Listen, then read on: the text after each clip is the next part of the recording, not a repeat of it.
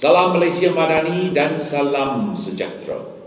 Sukacita pada hari ini, kita berpeluang untuk bersama-sama berhimpun bagi menyambut Hari Perancangan Bandar Sedunia tahun 2024 peringkat kebangsaan. Terlebih dahulu saya ingin mengucapkan terima kasih kepada Yang Berbahagia Datuk Town Planner Dr. Alias bin Lamili, Ketua Pengarah Plan Malaysia, yang tadi berucap dengan penuh semangat yang berkobar-kobar untuk merasmikan majlis sambutan pada hari ini. This is his big day. Dan seterusnya, untuk menyempurnakan penganugerahan Malaysia Urban Planning Awards 2024. Sudah tentu, hari ini merupakan hari yang amat istimewa buat semua pihak yang terlibat secara langsung dalam proses perancangan dan operasi pembangunan bandar di seluruh negara, khususnya kepada golongan profesional perancang bandar. Atas usaha murni ini, saya mengambil kesempatan ini mengucapkan Happy World Town Planning Day. Selamat menyambut Hari Perancangan Bandar Sedunia kepada semua perancang bandar dan pengurus-pengurus bandar yang berkhidmat di agensi peringkat persekutuan negeri, pihak kuasa tempatan, termasuk juga pihak swasta. Pagi ini, saya rasa bertuah kerana dapat bersama-sama dengan profesion perancang bandar dan semua pihak yang terlibat, mana telah banyak menyumbang jasa kepada perancangan pembangunan negara semenjak kemerdekaan. Malah tidak keterlaluan jika saya katakan kita telah dapat mengecapi pelbagai nikmat dan rahmat hasil daripada perancangan dan pembangunan yang cukup teliti, yang antaranya merupakan hasil kerja keras profession planners perancang bandar di negara ini. Tuan-tuan dan puan-puan yang saya hormati sekalian, tema HPBS pada hari ini adalah sedaya upaya membina bandar mampan dan pintar #Demi Pertiwi. Saya berpandangan tema ini amat bertepatan dan selaras dengan komitmen kerajaan untuk mencapai Agenda 2030, pembangunan mampan dan memenuhi matlamat pembangunan SDG yang telah pun diluncurkan sejak tahun 2015 bersama dengan 192 buah negara anggota PBB. Kini, Malaysia berada di landasan yang tepat melalui pencapaian 43% di dalam analisis 248 petunjuk SDG yang terkini, berbanding dengan pencapaian dunia yang puratanya sekadar 17%. We are way above the global average. Of course, there are much to be done. Berbicara mengenai kemampanan, semestinya ia juga dilihat secara terangkum dengan bukan hanya mengambil kira daripada ukuran pembangunan fizikal dan ekonomi semata-mata. Malahan ia seharusnya dilihat dari sudut kesejahteraan rakyat. Apabila merasmikan The World Cities Future City Summit minggu lepas, saya telah pun tegaskan apa-apa perancangan, apa-apa pembangunan, apa-apa pelaksanaan, kesejahteraan rakyat adalah keutamaan daripada segala-segala pembangunan dan perancangan. Humanity is above all is supposed to be our core and primary consideration. Hal ini adalah serari dengan 8 fokus KPKT yang telah pun kementerian tetapkan, di mana antaranya iaitu memperkukuhkan agenda bandar mampan dan pintar ke arah pembandaran yang baru. Isu-isu perbandaran terkini seperti kesesakan lalu lintas trafik, pemanasan global akibat daripada kadar urbanisasi yang terus meningkat, menyebabkan bandar itu tidak boleh lagi dirancang untuk mampan secara konvensional sahaja, tetapi ia seharusnya pintar dalam mengatasi masalah-masalah yang dihadapi. Di bawah kerangka strategi Malaysia Madani, yang mana penarafan bandar pintar telah dipilih di bawah kerangka strategi Malaysia Madani, dipantau rapat setiap bulan oleh unit penyelarasan lonjakan prestasi PACU Jabatan Perdana Menteri. Di bawah gagasan ekonomi madani, ia berkait rapat dengan teras strategik pertama, iaitu kemampanan ekonomi negara dengan strategi mempertingkatkan potensi ekonomi wilayah. Sehingga tahun 2025, Kerangka Strategik Malaysia Madani telah menyasarkan 62 daripada 156 PBT mendapat pengiktirafan sekurang-kurangnya Smart City Early Adopter. Yang berbahagia datuk-datuk, tuan-tuan dan puan-puan yang saya hormati sekalian. Pada hari ini, kita akan menyaksikan satu lagi penganugerahan dan pengiktirafan yang cukup penting kepada kita semua. Ini adalah kerana KPKT melalui Plan Malaysia telah memperkenalkan Malaysia Urban Planning Awards MUPA bermula dari tahun lepas sebagai satu medium galakan dan penghargaan kepada semua pihak termasuk agensi kerajaan, pihak swasta, NGO, pemimpin tempatan dan komuniti setempat dalam membangunkan persekitaran sama ada di peringkat kejiranan maupun perbandaran yang berdaya huni dan juga inklusif. 3 anugerah MUPA yang akan disampaikan sebentar lagi, iaitu Anugerah Bandar Mampan, kedua Anugerah Penarafan Bandar Pintar, dan yang ketiga Anugerah Amalan Perancangan Terbaik Best Planning Practices. Sebanyak 12 kategori anugerah akan disampaikan kepada 51 orang yang bakal penerima, termasuk juga satu anugerah khas Malaysia Best Planning Practices Menteri KPKT yang akan datang dengan wang tunai RM10,000, sumbangan peribadi saya. Saya terus mengambil kesempatan ini untuk mengucapkan tahniah kepada Datuk Power Planner Dr. Alias bin Lameli atas Region Leadership Smart City Awards expert kategori yang telah dianugerahkan kepada beliau. Tahniah dan syabas. Ini terbukti penjawat awam kita bukan hebat sekadar jago kampung, tapi mampu menjadi juara dunia sekiranya diberikan peluang dan ruang untuk continue to shine. Pada masa yang sama, tahniah juga diucapkan kepada Majlis Bandaraya Petaling Jaya yang telah menerima Best Project XSDI Award untuk projek digital PJ Smart Center for Community. Penghargaan Bandar Mampan 2024 adalah berpandukan kepada Gerbang Muninets, iaitu Malaysian Urban Rural National Indicator Network for Sustainable Development, yang telah pun dilaksanakan ke atas 153 PBT di seluruh negara, termasuk PBT di Sabah dan Sarawak. Seterusnya, bagi anugerah penerapan Bandar Pintar tahun ini, ia adalah lanjutan daripada anugerah Smart City Early Adopter yang telah pun diterima oleh 25 buah PBT semasa HBPS tahun lepas. Bagi tahun ini, penerapan Bandar Pintar diteruskan bukan sahaja untuk tahap 1 Smart City Early Adopter, malah ia juga dibuka kepada tahap 2, iaitu Developing Smart City. Ladies and gentlemen, time and tide wait for no man. No country is waiting for us. Jika kita tidak berusaha berlipat gandakan usaha, kita akan tercorok ke bawah, tercicir di tepi dan terpinggir daripada arus pembangunan mampan dunia. Oleh kerana itu, kita memerlukan semua pihak. We have to take a whole nation approach to make sure that tema utama kita sedaya upaya membina Bandar Mampan dan Pintar bukan slogan. Saya kena pastikan ini bukan slogan. Plan Malaysia memikul tanggungjawab, dan tadi saya telah bincang dengan Datuk Wira KSU.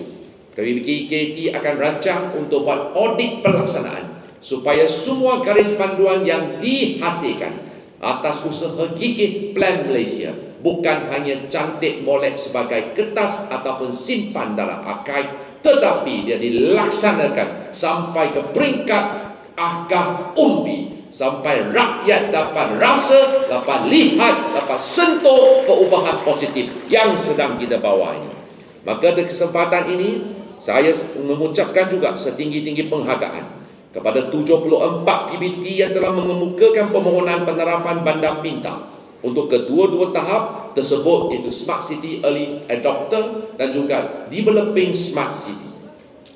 Smart City Adopter, di mana saya ucap tahniah kepada PBT yang akan menerima pengundrahan serta mendapat status Smart City Early Adopter dengan hadiah siring peruntukan khas inisiatif Bandar Pintar mulai tahun depan, di mana mereka yang betul-betul committed untuk membangunkan Bandar Pintar for the Smart City Early Adopter, PBT tersebut akan menerima peruntukan khas RM400,000.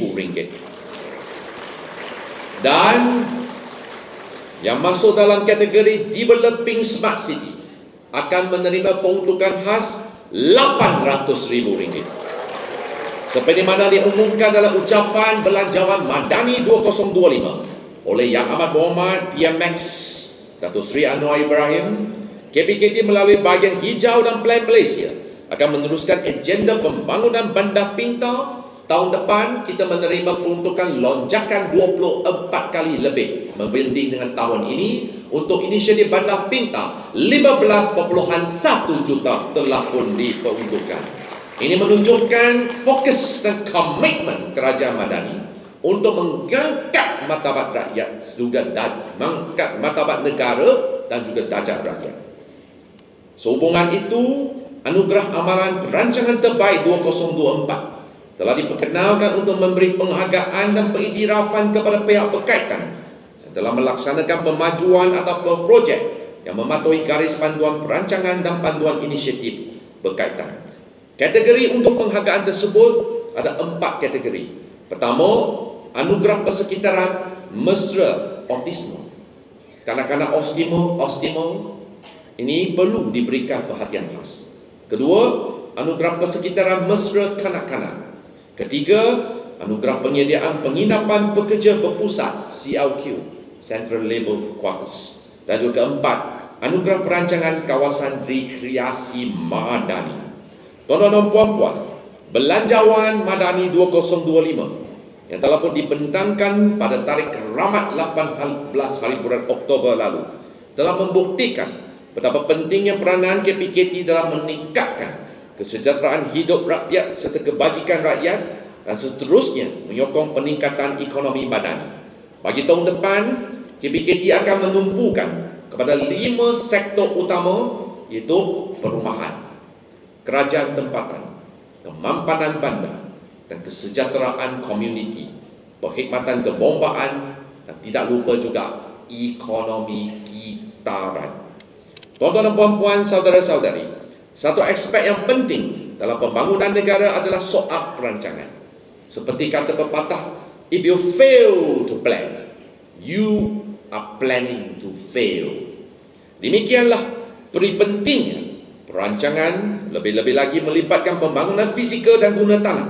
Ia harus dilihat secara strategik, holistik dari segenap sudut dan melibatkan peranan aktif daripada pelbagai pemegang taruh. Dokumen rancangan pemajuan seperti rancangan fizikal negara, rancangan struktur dan rancangan tempatan yang disediakan oleh perancang bandar merupakan titik mula ke semua pembangunan fizikal negara di semua peringkat kerajaan. Maka bagi KPKT, kita amat berterima kasih dengan dasar, plan, garis panduan, sistem maklumat yang disediakan oleh profesion perancang bandar yang tahun ini telah berusia 103 tahun dalam tanah air kita ini. Usaha anda semua amat penting dalam mengubah Malaysia menjadi negara yang lebih makmur dan maju berteraskan kepada aspirasi konsep Malaysia Madani. Pada 17 September yang lalu, selain daripada Majlis Bandaraya PJ, saya nampak Datuk Bandar Majlis Bandaraya Ipoh duduk di depan, di mana MBI telah diumumkan sebagai salah satu daripada 5 pemenang Anugerah Scroll of Honour UN Habitat 2024. 5 pemenang yang telah dipilih oleh UN Habitat mencerminkan amalan dan inovasi terbaik yang menyumbang kepada pencapaian SDG 11, Sustainable Cities and Communities. Saya ingin mengucapkan tahniah kepada Majlis Bandaraya Ipoh atas anugerah yang diterima daripada usaha MBI beralih daripada resource intensive economy kepada regenerative model economy yang memberi tumpuan kepada kesihatan, pengusaha sisa, ekopelancongan selaras dengan matlamat pembangunan Mampang. Selain daripada Majlis Bandaraya Ipoh, Majlis Bandaraya Pulau Pinang juga berjaya memenangi Shanghai Award di Shanghai, anjuran UN Habitat. Ia juga dipilih antara 5 bandar yang terbaik telah pun melaksanakan pelbagai inisiatif kemampanan. Terbukti PPT kita memang ada kemampuan. Itulah sebab tu pepatah Melayu kata, di mana ada kemahuan, di situ ada jalannya. Tentunya seperti mana yang semua sedia maklum, perlu saya maklumkan kepada semua yang hadir, Malaysia, tanah air kita akan menerajui ASEAN pada tahun depan setelah menerima secara rasmi beten pengerusi blok serantau iaitu di Laos pada 11 Oktober. Tema untuk kepengerusian Malaysia telah pun dilancarkan iaitu keterangkuman dan kemampanan yang mencerminkan hasrat negara untuk pastikan kemajuan bersama dan kesan yang berkekalan.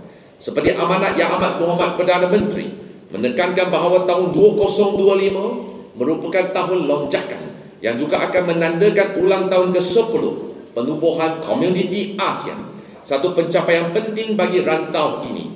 KPKT telah diberikan tanggungjawab penting untuk mempengerusikan beberapa mesyuarat antarabangsa dan kita akan menjadi tuan rumah kepada forum persidangan mesyuarat seperti berikut, iaitu pertama, ASEAN Real Estate Summit 2025 yang pertama kali diadakan dalam sejarah pada 2 hingga 4 Julai.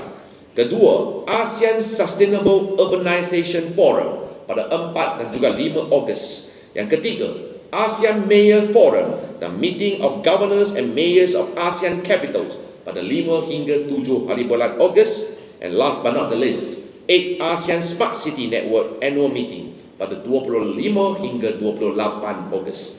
Bagi menunjukkan komitmen Malaysia dalam menerajui perbincangan dalam kalangan negara Asia Pasifik, KPKT juga berhasrat untuk menganjurkan Asia Pacific Conference on Housing and Urban Development pada 14 hingga 15 April tahun depan. Ini merupakan antara usaha melobi untuk mendapatkan sokongan negara-negara Asia Pasifik ke atas pencalonan tanah air kita sebagai Presiden Perhimpunan dan Ahli Lembaga Eksekutif UN Habitat bagi Penggar 2026 hingga 2029. Sehubungan itu, tanggungjawab yang besar ini wajar disambut seluruh warga kerja KPKT dengan dukungan dan sokongan semua pemegang taruh, khususnya PPT untuk menggalas cabaran dalam segenap aspek samping penuh hormat mengalu-alukan kehadiran semua komuniti ASEAN pada tahun depan. Maka akhir kalam, saya ingin mengucapkan sekalung penghargaan kepada Plan Malaysia yang telah berjaya menganjurkan sambutan ini bersama dengan Pertubuhan Perancang Malaysia, Malaysian Institute of Planners, untuk meraihkan serta menghargai segala jasa, bakti, sumbangan dan pengorbanan peranan perancang dan pengurus-pengurus bandar. Terima kasih atas sumbangan anda. Teruskan komitmen anda. Bersama-sama kita memajukan negara yang tercinta ke arah kesejahteraan pertiwi selaras dengan gagasan dan tongkat Malaysia Madani.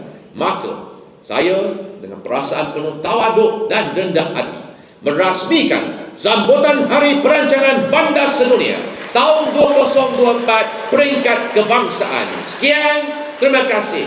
Nandrika, dan sebelum saya mengakhiri, saya buat pengumuman besok dan lusa semua tu berjumpa.